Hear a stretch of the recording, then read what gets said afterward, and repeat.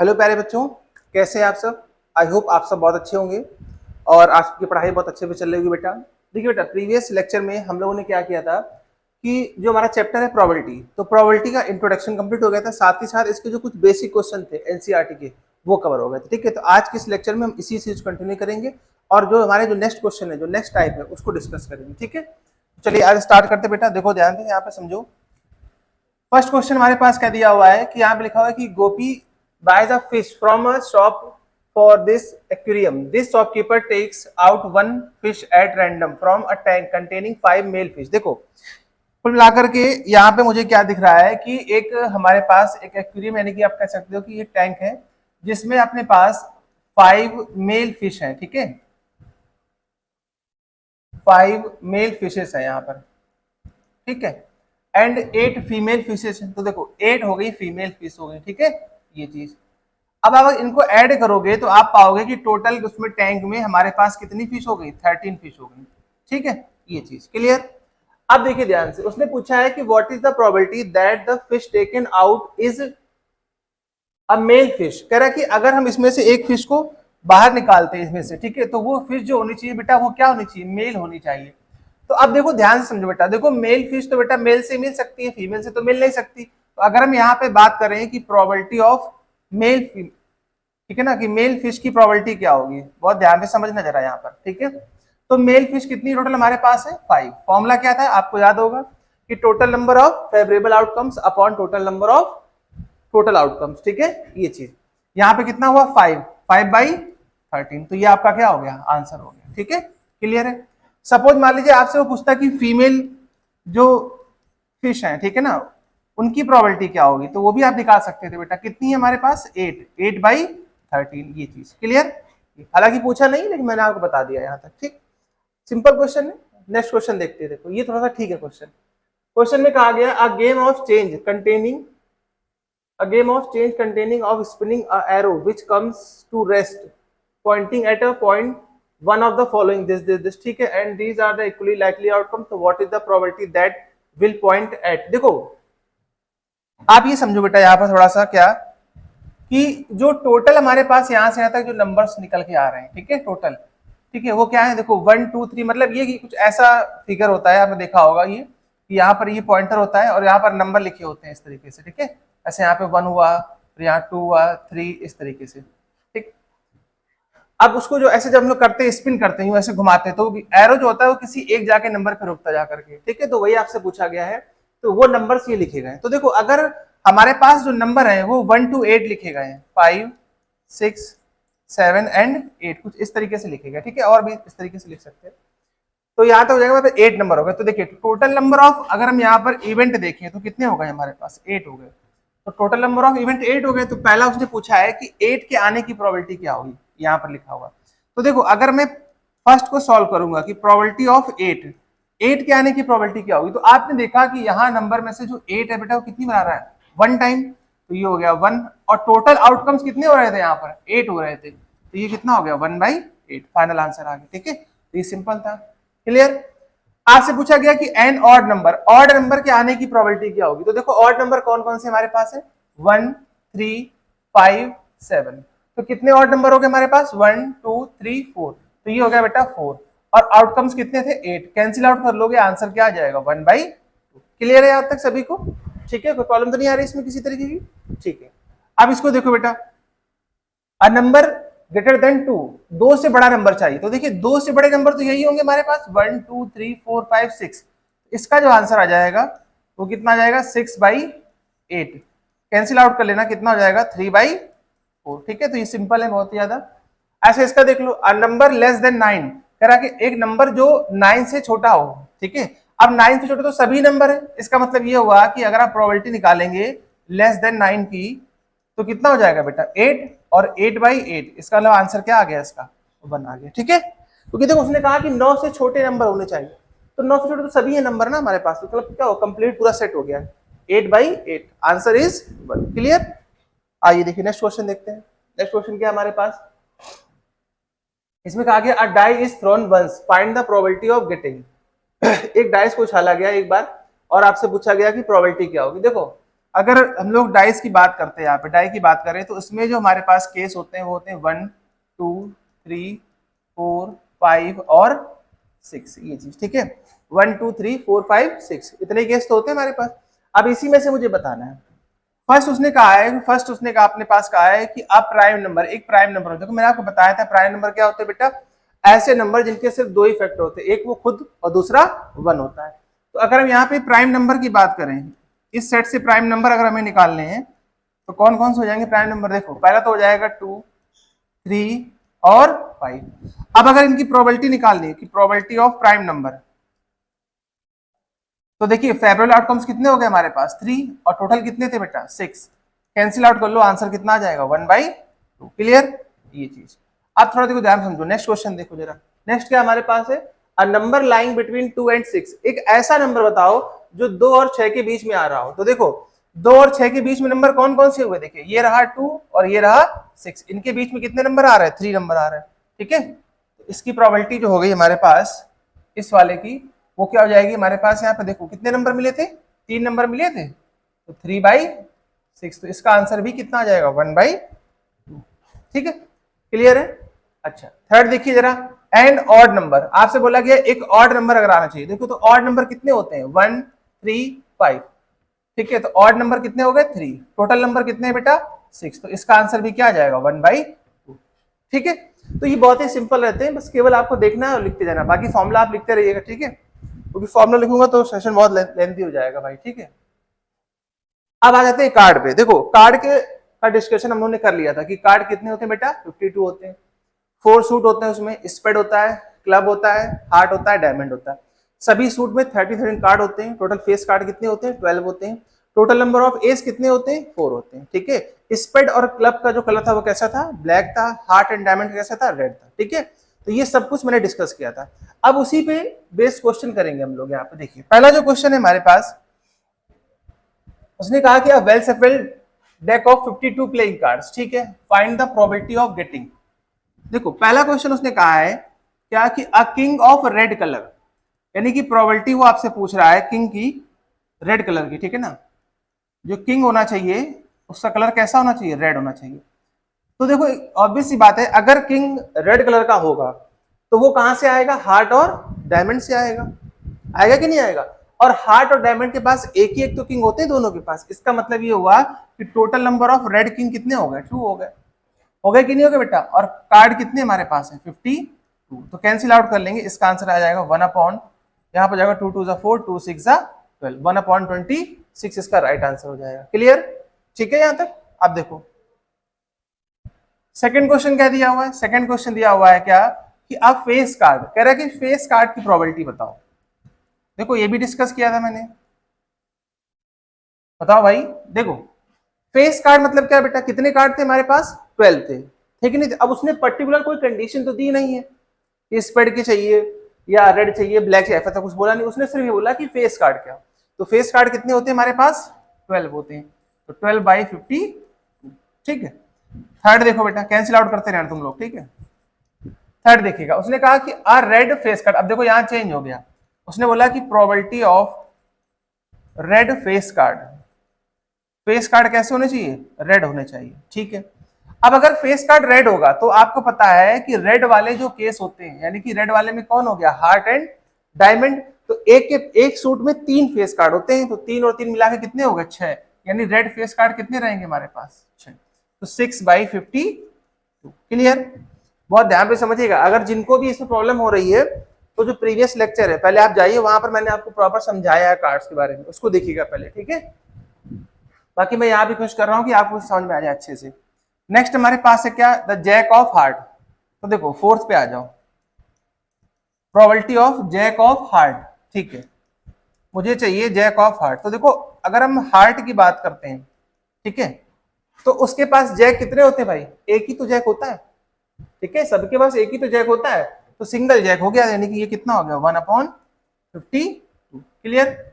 अच्छा अगला हमारे पास है आ स्पेड, फिफ्थ वाला। देखो प्रोबेबिलिटी ऑफ स्पेड्स की अगर हम बात करें, स्पेड्स में कितने कार्ड होते हैं हमारे पास, स्पेड्स में हमारे पास कार्ड होते हैं 13 कार्ड होते कि नहीं होते भाई। ठीक है, तो 13/50 क्लियर, ये चीज, क्योंकि उसने पर्टिकुलर स्प्रेड पूछा है, तो स्प्रेड में तो कितने कार्ड होते हैं अपने पास, 13 कार्ड होते हैं, ठीक है, ये चीज। नेक्स्ट आ जाओ, द क्वीन ऑफ डायमंड। तो देखो डायमंड के पास भी भाई एक ही क्वीन होती है, ठीक है, सभी के पास एक ही एक क्वीन होती है, दो क्वीन किसी के पास नहीं होती है, 1/50, तो क्लियर। तो डायमंड में एक ही क्वीन होगी, वो भी किस कलर की होगी, रेड कलर की होगी, तो 1/52 राइट आंसर, ठीक है। समझ में आया, मैं उम्मीद करता हूँ बेटा समझ में आ रहा होगा सभी को, क्लियर है। बस आपको पता होना चाहिए कि कार्ड में क्या क्या रूल्स फॉलो होते हैं और कि कार्ड के नंबर कितने कितने होते हैं, जब ये पता होगा तभी कर पाओगे क्वेश्चन, ठीक है। चलो आ जाओ नेक्स्ट क्वेश्चन देखते हैं। नेक्स्ट क्या है, देखो 5 card the 10 jack queen king and ace of diamond are well shuffled. 5 cards, ठीक है, 10 jack queen king ace and well shuffled, ठीक है, and there face downward, one card is pick up at random, ठीक है। देखो मतलब ये हुआ है कि 5 कार्ड निकाले गए, उसमें से एक क्या है हमारे पास है, एक 10 का कार्ड है, ठीक है, एक क्या हुआ जैक है, ठीक है, और एक क्वीन किंग और एस। तो बहुत ध्यान से समझो, देखो अगर 10 का कार्ड लिया गया, देखिए ध्यान से समझिएगा, मतलब क्या हुआ जिस पर 10 नंबर ऐसे होता है, ठीक है, जैक तो फेस कार्ड हो जाएगा, क्वीन भी फेस कार्ड हो जाएगी, और किंग भी फेस कार्ड हो जाएंगे, और एस यानी कि जिसको आप इक्का बोलते हैं, 1 वाला कार्ड, ठीक है, ये चीज clear. Of diamond, of diamond का मतलब क्या हुआ कि ये सभी कार्ड किससे निकाले गए हैं, डायमंड से निकाले गए। बहुत ध्यान से समझना क्वेश्चन को, क्वेश्चन को पढ़ने में गलती हो जाती है कि 10 जैक क्वीन किंग एस ये सब किससे लिए गए, डायमंड से लिए गए, और अगर ये डायमंड से लिए गए इसका मतलब बेटा इन सभी का कलर कैसा रहा होगा, रेड रहा होगा। बताओ ये क्लियर है, कैसा रहा होगा कलर इनका, रेड रहा होगा, ठीक है। उसने कहा है कि are well shuffled with their face downward, मतलब ऐसे नीचे रख दिया गया डाउनवर्ड, ठीक है, और बिना देखे हुए एक कार्ड को उसमें से पिक किया गया। तो पहला केस देखेंगे क्या, कि what is the probability that the card is the queen. तो कह रहा है कि क्या प्रोबेबिलिटी होगी कि जो कार्ड आपने पिक किया है वो क्वीन होनी चाहिए। अब एक बात देखो, अब इतने जो कार्ड आपने लिए हो यहां से, ठीक है ना, तो उसमें से मुझे पता है कि क्वीन तो सिर्फ एक ही बार आ रही है, इसका मतलब ये हुआ कि फेवरेबल आउटकम्स कितने हो गए, 1 अपॉन, और टोटल नंबर ऑफ आउटकम्स कितने हो गए, देखिए यहाँ पे कितने थे हमारे पास, कितने कार्ड लिए गए बेटा, 5 कार्ड लिए गए, तो कितना हो जाएगा 1/5, क्लियर, समझ में आया, ठीक है। आइए नेक्स्ट देखते हैं क्या, कि if the queen is drawn and put aside, मतलब क्वीन को निकाला गया और एक साइड में रख दिया गया, what is the probability that the second card picked up an S a queen. तो कह रहा क्या प्रोबेबिलिटी होगी जो दूसरा कार्ड हम उसमें से निकालेंगे। देखो एक बात समझो, जब आपने क्या किया बेटा कि क्वीन को निकाल दिया है और उसको हटा दिया, खेल से हट गई है क्वीन, तो जब क्वीन हट गई इसका मतलब ये हुआ कि टोटल जो अब कार्ड बचेंगे हमारे पास वो कितने बचेंगे, 4, क्योंकि पहले कितने थे बेटा 4, पहले थे 5, एक कार्ड हट गया तो अब कितने बचे, 4 बचे। अब जो प्रोबेबिलिटी आएगी वो 4 में से आएगी, ठीक है, अब 5 का यूज नहीं करेंगे। तो पहला उसने क्या पूछा है कि एन एस, तो एस आने की प्रोबेबिलिटी क्या होगी, देखो प्रोबेबिलिटी ऑफ एन एस, तो एस जो है कितने कार्ड थे एस के, एक, तो 1/4, ठीक, पहला पार्ट सॉल्व हो गया। दूसरे पार्ट पे आ जाओ, क्या अ क्वीन, कह रहा क्वीन के आने की प्रोबेबिलिटी क्या होगी, अब क्वीन तो तुमने हटा दी है, तो जब क्वीन हट गई तो प्रोबेबिलिटी क्या हो जाएगी, 0, तो क्वीन की आने की प्रोबेबिलिटी क्या हो जाएगी, 0 हो जाएगी, क्यों भाई क्वीन तो निकल चुकी है बाहर पहले से ही, ये प्रोबेबिलिटी क्या होगी, 0, ठीक है, समझे, क्वेश्चन सिंपल है, बस केवल ध्यान से पढ़ने की जरूरत है, ठीक है। प्रोबेबिलिटी में बेसिकली अगर हम लोग देखें तो जो क्वेश्चन थोड़े से लेंदी लैंग्वेज के होते हैं उनको आप बहुत रिलैक्स होकर पढ़िए, आराम से पढ़िए, जरूर आपके सही होंगे वो, ठीक है, बस समझते जाइए कि पूछा क्या गया उसमें, ठीक है, और क्या क्या गिवन है। चलते हैं नेक्स्ट क्वेश्चन की तरफ। देखो what is the probability that a non leap year has 53 Monday. देखो पहली बात तो ये कि क्वेश्चन बहुत अच्छा है, तो इसका तो मैं तो ये कहता हूं हर बच्चे से कि ये ज्यादातर मैंने देखा है कि असर्शन एंड रीजन में आता है बेटा, तो इसका आंसर आपको अच्छे से पता होना चाहिए। कैसे, देखो अगर हम लोग बात करते हैं कि नॉन लीप ईयर मतलब क्या होता है, सिंपल है, तो नॉन लीप ईयर में जो टोटल नंबर ऑफ डेज होते हैं आपको पता ही है कितने होते हैं, कितने होते हैं भाई, 365 दिन होते हैं। और जब लीप ईयर की बात करते हो, लीप ईयर की, तो लीप ईयर में क्या होता है कि एक दिन हमारा बढ़ जाता है, कितने होते हैं, 366 होते हैं, 366 होते हैं। अब यहां समझना थोड़ा सा, देखो अगर वो आपसे कहता है कि नॉन लीप ईयर में 53 मंडे, देखो संडे हो या मंडे उससे कोई फर्क नहीं पड़ने वाला, ठीक है, जहां वो मंडे लिखा है वो संडे लिख दे, ट्यूसडे लिख दे, वेडनेसडे लिख दे, थर्सडे, फ्राइडे, सैटरडे, कुछ भी लिख दे, दिन कोई भी हो आंसर पे फर्क नहीं पड़ेगा, समझे। तो अगर नॉर्मल ईयर है तो आंसर हमेशा आता है क्या 1/7, ठीक है, बहुत ध्यान से समझना, अगर नॉर्मल ईयर है तो आंसर क्या आएगा 1/7, और अगर लीप ईयर है बच्चा लोग तो आंसर आता है 2/7, ठीक है। तो मेरी आप लोगों से बहुत ही प्यार भरी गुजारिश है बेटा कि आप इनको अच्छे से क्या कर लें, इनको याद कर लें, क्योंकि देखिए डायरेक्ट आंसर याद होगा तो आपका समय बचेगा पेपर में, ठीक है भैया, तो इनको अच्छे से याद कर लें।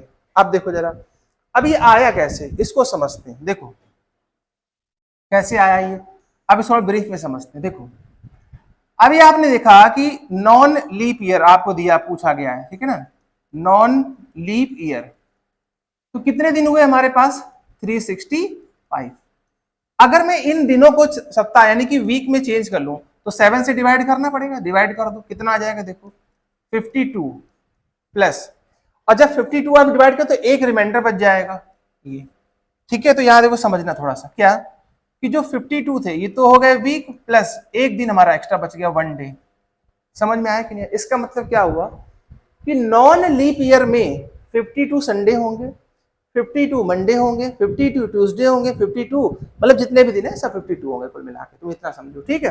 अब एक दिन जो बच रहा है ये वाला, ये जो भैया बचा हुआ है एक दिन बचा हुआ है, तो ये एक दिन क्या होगा, एक दिन क्या होगा, ये संडे भी हो सकता है, ये मंडे भी हो सकता है, ट्यूसडे भी हो सकता है, वेडनेसडे भी, थर्सडे भी, फ्राइडे भी एंड सैटरडे भी हो सकता है।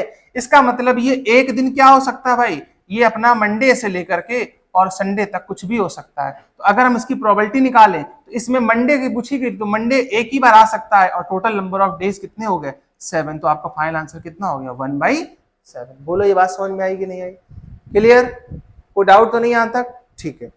अब अगर ये समझ में आ गया है तो एक लीप ईयर वाला भी देख लो भाई, ठीक है। देखो वैसे तो ये एमसीक्यू में ही आता है हमेशा ज्यादातर, तभी मैंने आपसे कहा कि डायरेक्ट आंसर याद कर लीजिए इसका, ठीक है। तो लीप ईयर की अगर हम बात करते हैं तो लीप ईयर में कितने दिन होते हैं 366, जरा डिवाइड करो 7 से, तो ये हो जाएगा 52 वीक्स हो जाएंगे, प्लस अब यहाँ रिमाइंडर देखो कितना बच रहा है, यहाँ रिमाइंडर बच रहा है 2, इसका मतलब 2 दिन तो बच गए। लेकिन देखो अभी इस वाले क्वेश्चन में गलती हो जाती है, गलती क्या हो जाती है कि हम लोग क्या करते हैं 2 दिनों को सही से लिख नहीं पाते, ये जो बचे हुए 2 दिन है, बचे हुए जो 2 दिन है भैया कुछ ऐसे लिखे जाएंगे, या तो मंडे और ट्यूसडे हो सकते हैं, या ट्यूसडे और वेनेसडे हो सकते हैं, वेनेसडे और थर्सडे हो सकते हैं, एंड सो ऑन, इस तरीके से। तो कुल मिलाकर के हमारे पास जो दिन निकल के आएंगे यहाँ से, कि आपसे पूछा गया मंडे, तो मंडे तो 2 बार आ रहा है, कैसे मंडे ट्यूसडे, ट्यूसडे लास्ट, सबसे लास्ट में क्या होगा संडे और मंडे, तो देखिए मंडे तो 2 बार आया, इसका मतलब ये हुआ कि मंडे के आने की प्रोबेबिलिटी क्या हो जाएगी 2, और नीचे कुल कितने दिन थे 7, तो आंसर कितना हो गया 2/7, ये चीज, ठीक है। तो ये संडे मंडे की कहानी मैंने खत्म कर दी यहाँ से, इंपॉर्टेंट क्वेश्चन है, कई बार पूछा भी गया अपने पास एग्जाम में, ठीक है भाई, याद रखेंगे अच्छे से, नोट कर लेंगे इसको, चाहेंगे तो स्क्रीनशॉट ले लेंगे। देखो बेटा आज का जो हमारा पहला क्वेश्चन है ध्यान से पढ़ेंगे, क्वेश्चन क्या है कि यहाँ पर लिखा हुआ है कि 3 different coins are toss together, find the probability of getting. देखो थोड़ा सा ध्यान दीजिएगा, मैंने आपको इंट्रोडक्शन लेक्चर में बताया था कि आपके पास जब कॉइन होते हैं तो टोटल नंबर ऑफ केस अगर आपको निकालना चाहते हैं आप, या टोटल नंबर ऑफ इवेंट निकालना चाहते हैं आप, कितने इवेंट होंगे हमारे पास, तो उसके लिए फॉर्मूला मैंने आपको बताया था क्या होता है 2 की पावर n, बताया था मैंने आपको फॉर्मूला क्या होता है 2 की पावर n। तो देखो अगर हम यहाँ पर देखें तो कितने कॉइन हो गए 3, 2 की पावर 3 मतलब क्या हो गया बेटा 8, कितने केस बनेंगे 8 केस बनेंगे। इसके बाद मैंने आपको यहाँ पे बताया था कि अगर 8 केस है तो कैसे बनाते हैं, कि 8 को हाफ कर लो तो देखो 4 आएगा, तो 4 टाइम्स आप हेड लिख लीजिए, और इसी तरीके से 4 टाइम्स टेल लिख लीजिए, इस तरीके से बताया था मैंने आपको, ठीक है।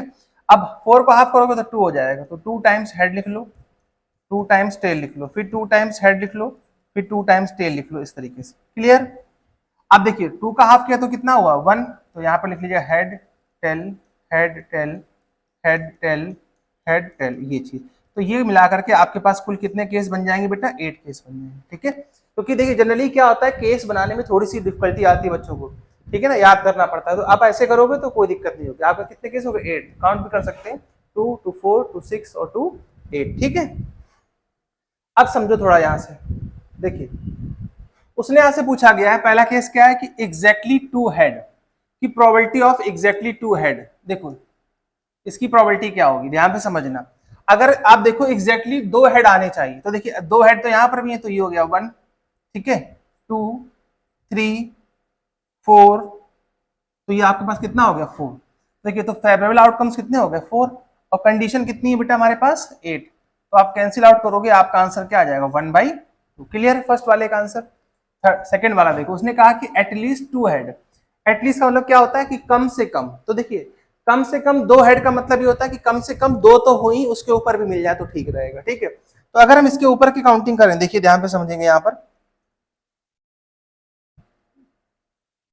देखो दो हेड हमको चाहिए यहाँ पर। देखिए तो देखिए कहाँ कहाँ, देखो दो तो पहले वाले भी थे अपने पास की 1, 2, अच्छा एग्जैक्टली टू हेड चाहिए ना।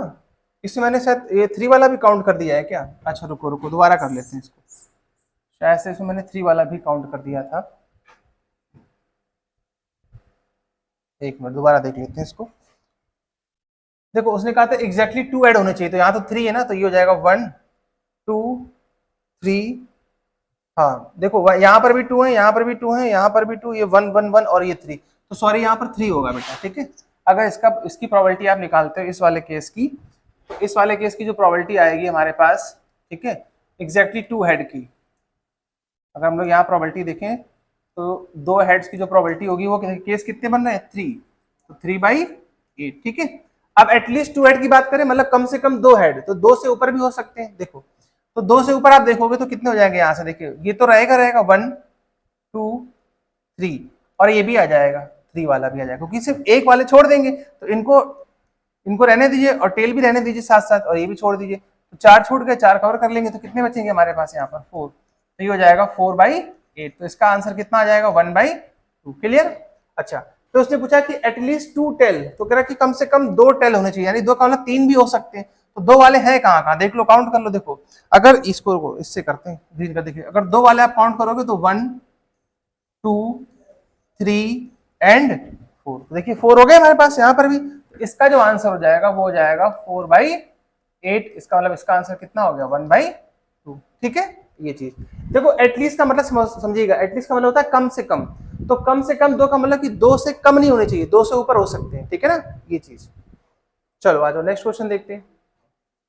अच्छा इसमें भी कार्ड का क्वेश्चन है कि from a deck of 52 playing cards, jack, king and red colour and queen and ace of black colour are removed. देखो ध्यान से समझना जरा, यहाँ पर उसने क्या कहा है, उसने कहा है कि 52 प्लेइंग कार्ड है, जिसमें से उसने jack and king of red colour से उसने क्या क्या रिमूव कर दिया है।